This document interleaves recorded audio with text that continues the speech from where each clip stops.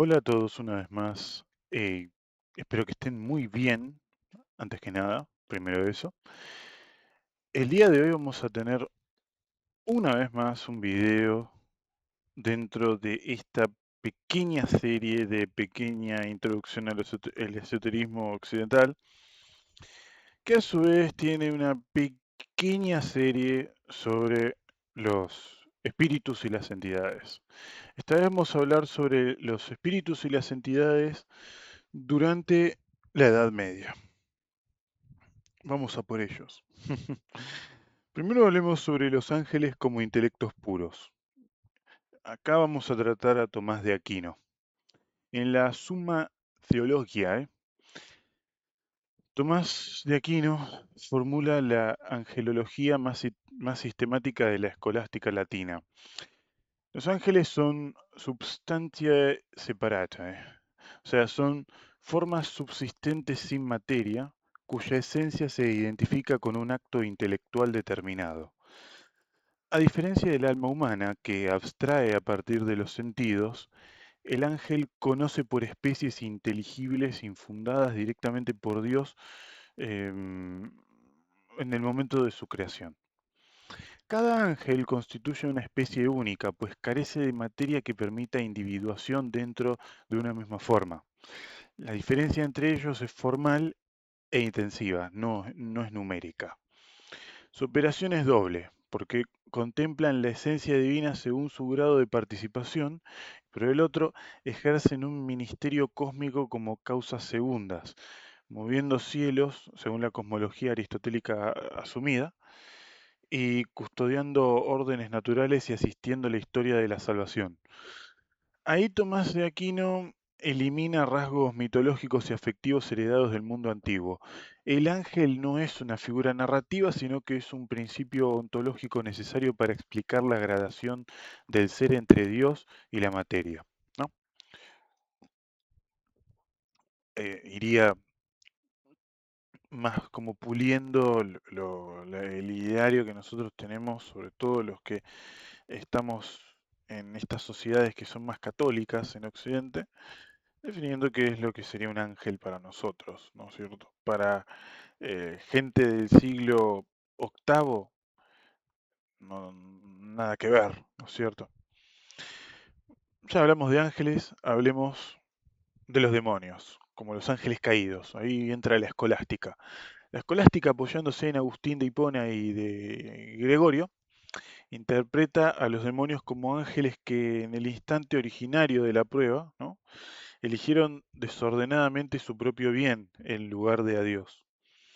Conservan íntegra su naturaleza intelectual, o sea, no pierden el poder cognoscitivo, pero su voluntad quedó irrevocablemente fijada en el mal debido a la inmutabilidad propia de los espíritus separados tras su primera elección, ¿no? No pueden arrepentirse porque no deliberan discursivamente en el tiempo, actúan sobre el mundo sublunar como causas segundas limitadas, no crean formas sustanciales ni infunden pensamientos directamente en el intelecto humano, pero pueden mover la imaginación, excitar pasiones, manipular imágenes sensibles y provocar disposiciones corporales.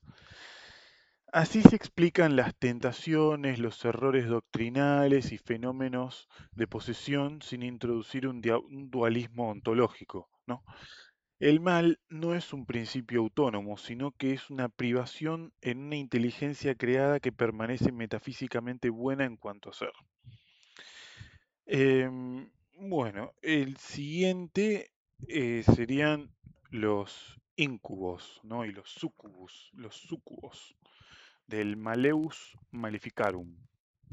El Maleus, que se hizo bien tarde en el medioevo, ya para el Renacimiento plenamente, en 1487, atribuido a Heinrich Kramer y Jacob Sprenger, dedica extensos pasajes a los demonios lujuriosos, los incubos que yacen sobre y los súcubos que yacen debajo no generan vida por sí mismos, carecen de potencia generativa, pero pueden transportar semen humano, alterar humores y producir sensaciones táctiles reales durante manipulación del aire condensado.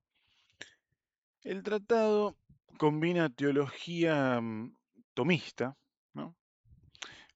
La causalidad demoníaca limitada, medicina humoral, exceso de bilis negra, vapores nocturnos, etc., y folclore popular sobre visitas nocturnas.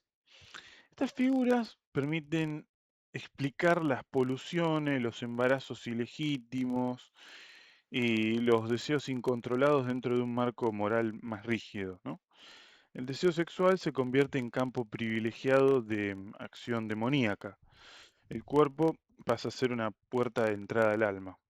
Más que simple superstición, ¿no? El esquema refleja una antropología donde la imaginación, la fisiología y la espiritualidad están íntimamente vinculadas. Ahora, pasemos a hablar sobre los espíritus familiares, una vez más, ahí dentro de los procesos inquisitoriales. En las actas inquisitoriales tardomedievales y modernas tempranas aparecen familiares, ¿no? Descritos como pequeños animales, sombras parlantes o figuras diminutas que asisten a hechiceras, entre comillas. Reciben alimentos, sangre o cuidados simbólicos a cambio de información, protección o ayuda práctica. Para los teólogos se trata de demonios menores subordinados a jerarquías infernales. Sin embargo, muchos rasgos recuerdan a antiguos genios domésticos y espíritus tutelares precristianos. ¿Se acuerdan? Ahí entran el vínculo personal, el ámbito hogareño, la reciprocidad ritual. El proceso judicial va a reinterpretar todas esas presencias dentro de una economía demonológica que aparte está centralizada. Lo que pudo haber sido una práctica mágica marginal o una tradición popular se traduce como un pacto explícito con el diablo. El espíritu familiar encarna ahí una tensión entre religiosidad vernácula y teología normativa, si se quiere, ¿no? Bien ya olvidados y enterrados están los tiempos donde lo- el pater familias, su mujer, e incluso los hijos y los sirvientes le dejaban ofrendas a los lares, ¿no es cierto? Oh, ya hay como 1000 años de separación entre un evento y el otro. Bueno, vamos a hablar ahora sobre las almas del purgatorio, ¿no? Ahí entramos en territorio de Gregorio Magno. En los Dialoghi, Gregorio ofrece relatos de difuntos que tras morir en gracia pero aún imperfectos padecen penas purificadoras temporales. Estas almas pueden manifestarse a los vivos solicitando misas, restituciones o actos de caridad que alivien su estado también. Y no son demonios ni ilusiones, sino que son miembros de la iglesia en tránsito. La doctrina ahí introduce una categoría ontológica intermedia entre condenación y beatitud, consolidada progresivamente en la teología medieval. El más allá se vuelve dinámico y relacional. Existe comunicación y solidaridad entre los vivos y los muertos. Las apariciones adquieren una función pedagógica y pastoral y estarían reforzando la economía sacramental y la responsabilidad moral post-mortem, ¿no? Eso en teoría. Ahora, pasemos a algunos otros tratados medievales que nos describen los fantasmata, ¿no? En debates escolásticos y pastorales, los fantasmata designan apariciones cuya causa puede ser triple. La natural, o sea, por vapores, alteraciones de sentido interno, anímica, pueden ser almas separadas, o demoníaca. Los autores influenciados por Aristóteles distinguen entre imagen producida por la facultad imaginativa y entidad realmente existente. La discusión no niega el fenómeno, sino que intenta clasificarlo respetando la coherencia doctrinal. El análisis de visiones y espectros se convierte en un ejercicio de discernimiento. Hay que distinguir ilusión fisiológica de intervención espiritual. La fantasmatología medieval muestra un esfuerzo por integrar experiencias extraordinarias y el marco metafísico sin tener que recurrir a explicaciones puramente míticas, ¿no? Em, bueno, sigamos con ahora algo más tangible, si se quiere. Dentro del folclore europeo tenemos los espíritus del bosque, ¿no? También hay otras figuras, ¿no? Como el wild man germánico o el hombre salvaje, también alpino, representan seres liminales que habitan los bosques y las montañas. No son demonios en el sentido teológico estricto, pero encarnan lo no domesticado, lo previo al orden cristiano y también lo no urbano, ¿no? Se los describe cubiertos de pelo, dotados de fuerza extraordinaria y sabiduría ambigua. Simbolizan la frontera entre la naturaleza y la cultura. La Iglesia rara vez los sistematiza doctrinalmente, más bien los tolera como imaginería moralizante o alegórica. Funcionan como un recordatorio de una alteridad persistente que no encaja del todo en la jerarquía angélica ni demoníaca. ¿Por qué? Porque, bueno, porque hay gente que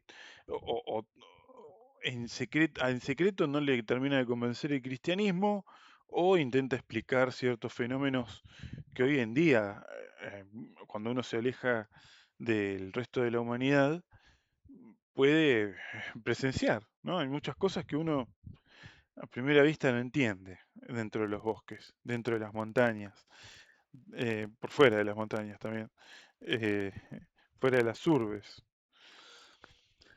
Pasemos a hablar de otros fenómenos que suceden fuera de las urbes. El fenómeno de las hadas, en la tradición céltica medieval. En las crónicas y los relatos insulares, o sea, de Irlanda, de también la isla de Gran Bretaña, las hadas habitan un otherworld, ¿no? Un otro mundo paralelo, con temporalidad distinta y belleza peligrosa. Intervienen en el ámbito de la fertilidad, el destino y la riqueza, pero también pueden, digo, es está dentro de su potencialidad secuestrar o engañar.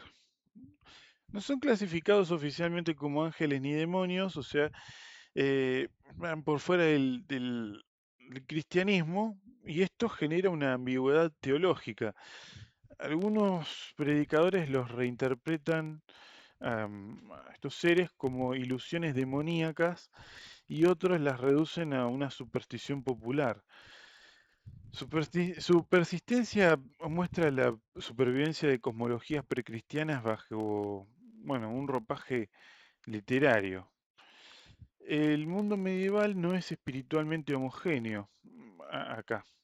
Conviven jerarquías escolásticas y universos feéricos, por así decirlo.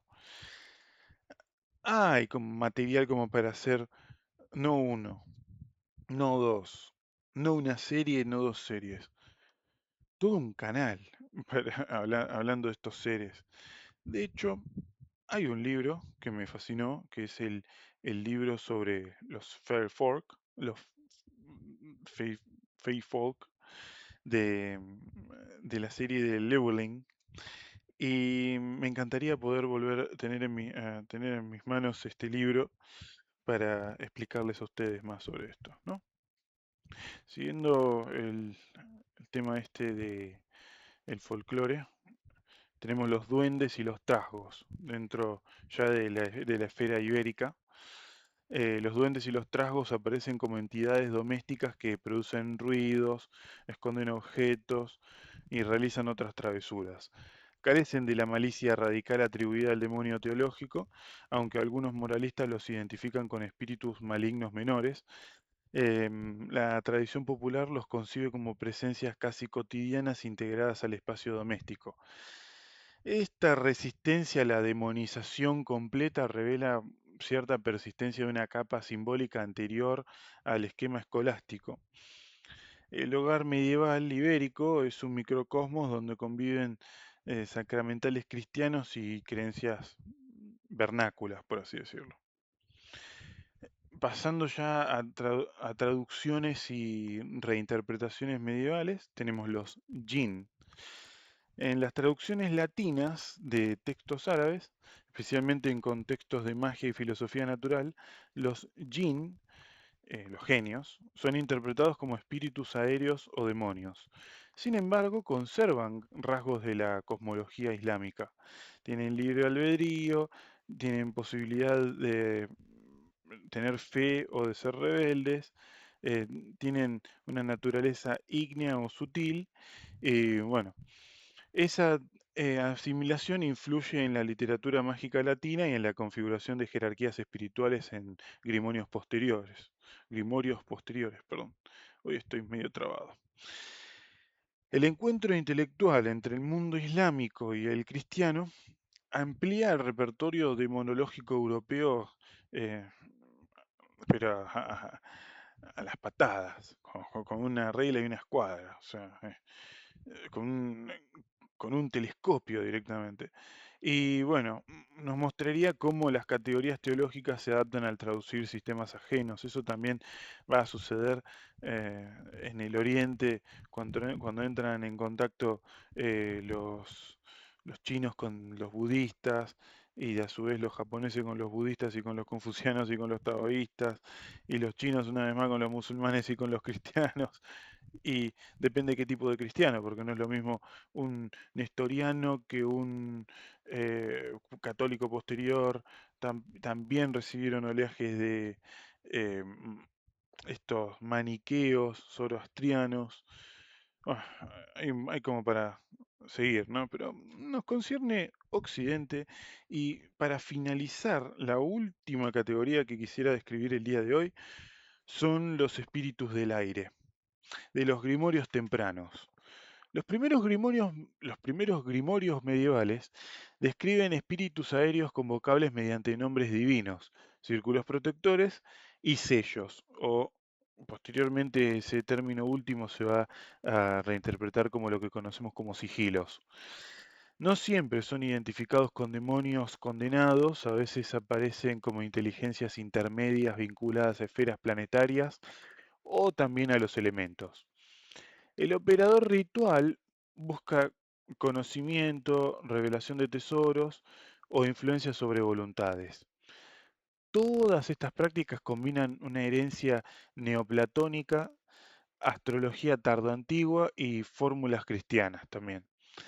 El resultado es una angelología operativa paralela a la teología académica, con todo un universo jerárquico donde la palabra ritual pretende interactuar con mediadores invisibles sin romper explícitamente el monoteísmo, ¿no? Em, y hablando de esto último, sí, hay un grimorio con el cual yo trabajé, que es el Arbatel, con el cual voy a pretender hacer un adendo en el video que viene, que el video que viene ya directamente vamos a tratar el tema de el Renacimiento, totalmente, de una. Em, y bueno, o sea, yo diría que es todo por hoy. Me espero que estén disfrutando de esta serie y de esta miniserie y los veo en el próximo video. Ya saben, el video que viene vamos a tratar sobre el Renacimiento. Nos tocan personajes como Marsilio Ficino, Agripa, ¿cómo no Agripa? La magia astral, Paracelso también, muchas otras cosas. Espero que estén ansiosos como yo. Les mando un beso. Nos vemos en la próxima.